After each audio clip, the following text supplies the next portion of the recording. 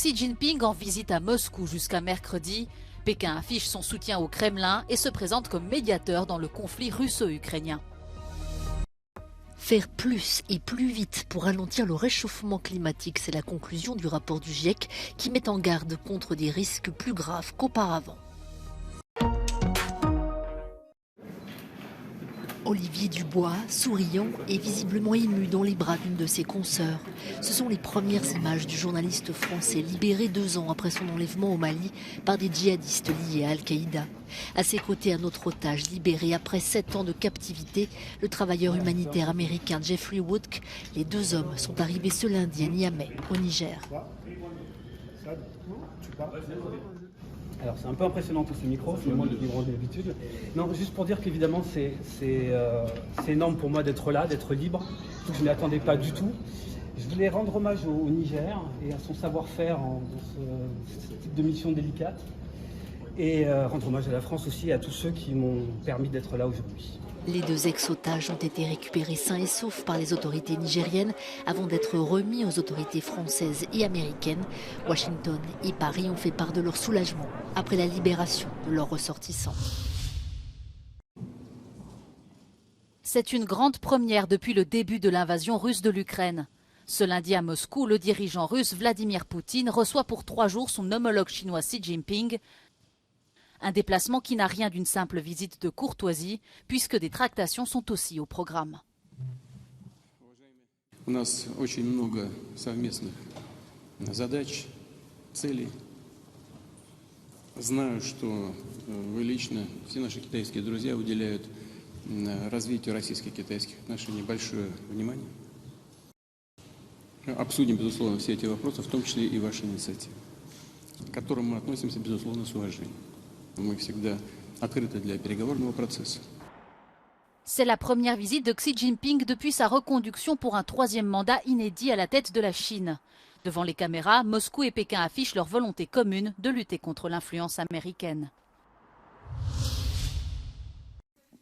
Le réchauffement mondial causé par l'activité humaine atteindra 1,5 degré dès 2030-2035, prévient le GIEC.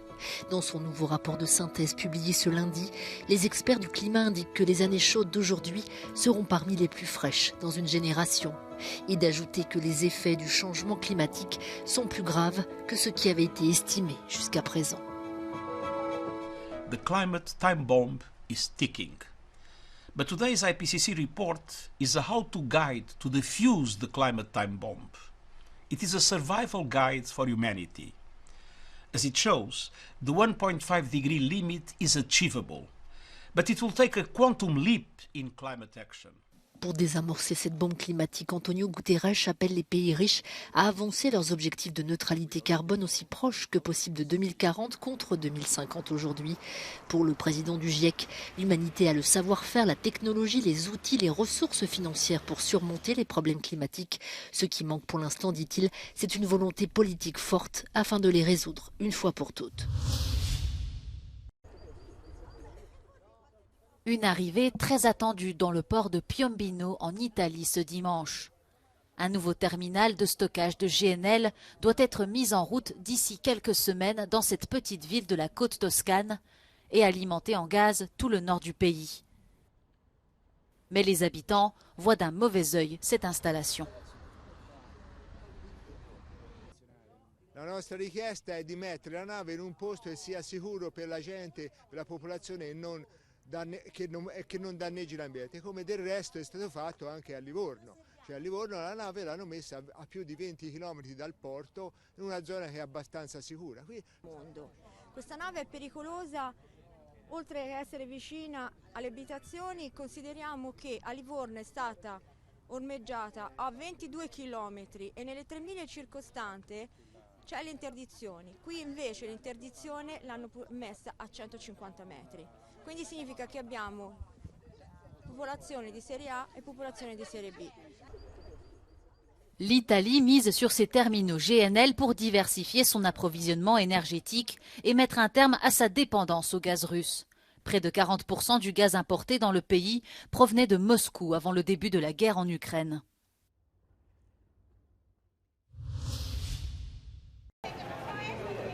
Au moins 15 personnes sont mortes et plusieurs centaines ont été blessées ce samedi lors d'un tremblement de terre dans le sud de l'Équateur.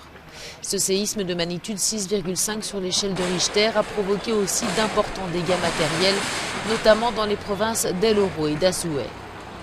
Ce tremblement de terre, dont l'épicentre se situe dans la petite ville côtière de Balao, a été ressenti jusque dans la capitale équatorienne, Quito, mais aussi au Pérou. Dans la ville péruvienne de Tumbes, à la frontière avec l'Équateur, une fillette de 4 ans a été tuée.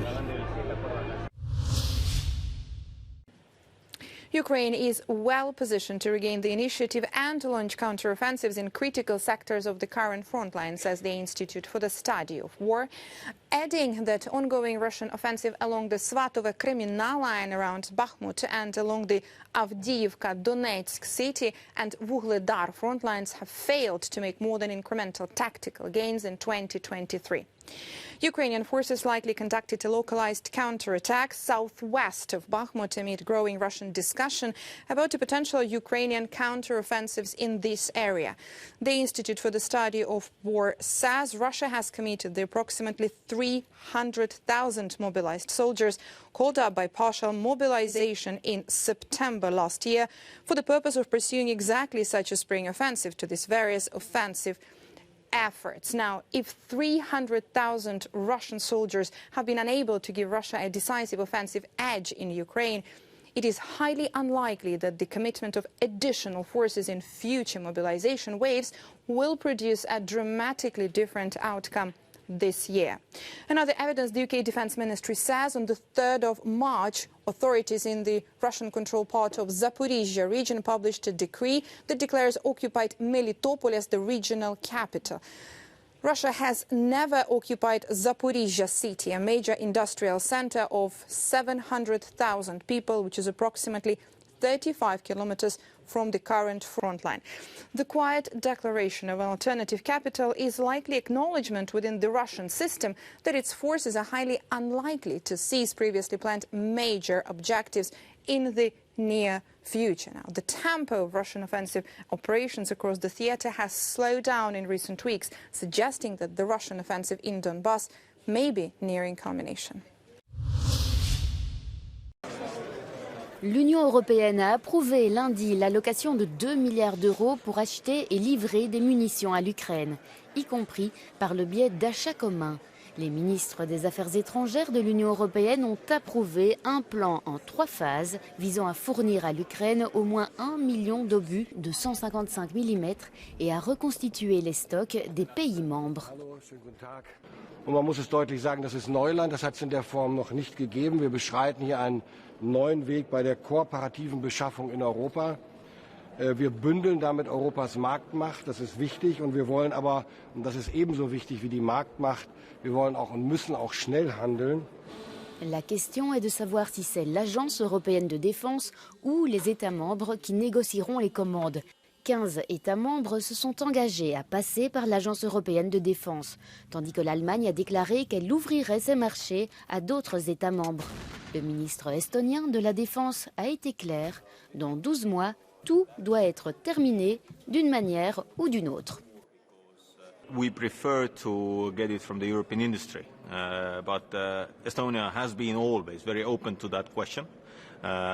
We have ordered ourselves also from the third countries, and we see clearly that if there is a need for a quick delivery, then all the options have to be on the table, all the options have to be open in order to help Ukraine.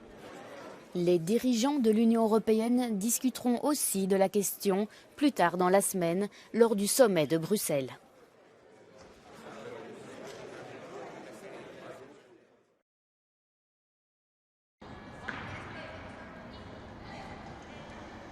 Ces jeunes filles composent l'équipe nationale ukrainienne de gymnastique.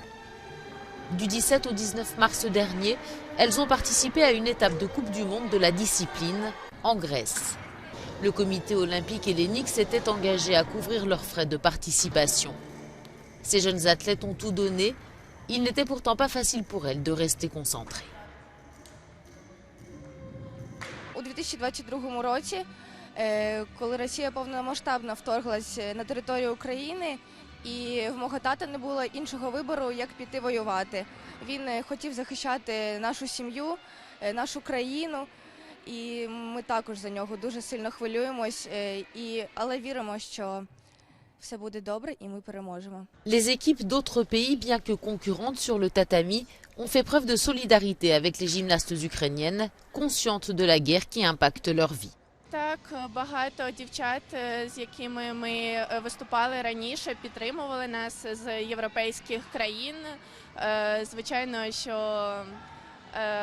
країни-агресори взагалі з перших днів мовчали і ні слова не казали. І якщо казати зі спортивного боку, ще нас звинуватили, що вони не виступають через нас. L'équipe nationale ukrainienne de gymnastique est constamment en déplacement pour les compétitions. Pour des raisons de sécurité, elle ne rentre que très rarement à Kiev. Київ зараз достатньо сірий, похмурий, через те, що часто тривоги, часто ракетні удари в житлові будинки. І нещодавно від нашого залу буквально 500 метрів попали в будинок. Тому ми кожну хвилину в цьому залі дуже цінуємо і дуже раді, що Збройні Сили України роблять все можливе для того, щоб ми змогли тренуватися в ньому.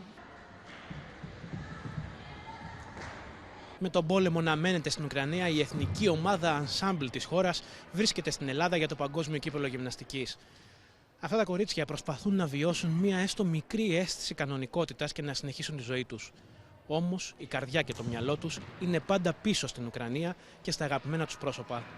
Από την Αθήνα για το Euronews, Γιάννης Καράγιοργας.